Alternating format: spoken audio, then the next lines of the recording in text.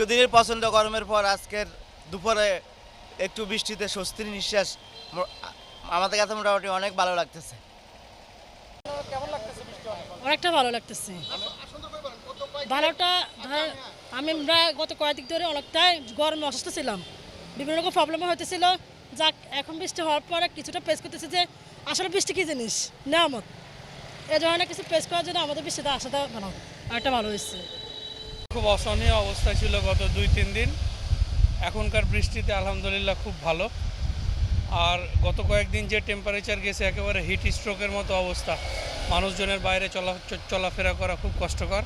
তো আলহামদুলিল্লাহ আজকের বৃষ্টিতে খুবই ভালো অনুভব করতেছি। আসলে আমরা দীর্ঘদিন থেকে এই গরমে অতিষ্ঠ হয়ে হাঁসফাঁস করছিলাম, এই বৃষ্টিটা এসে আমাদের একদম প্রাণবন্ত করে দিয়েছে চারিদিক, এবং চারিদিকের প্রকৃতিটা অন্যরকম একটা সুন্দর একটা সজ্জায় সেজেছে আর কি। বিগত আজ কয়েকদিন পর্যন্ত গরমে মানুষ থাকা যায় না, প্রচণ্ড গরম। আর মানুষ কিন্তু আপনার কারেন্ট থাকে না।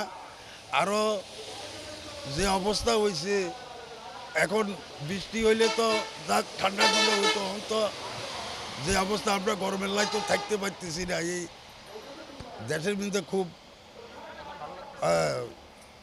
দেশের মধ্যে আপনার খুব হইতেছে, গরমে দাঁড়ায় মানুষ টিকতে পারতেছে না। এই তো আর কি।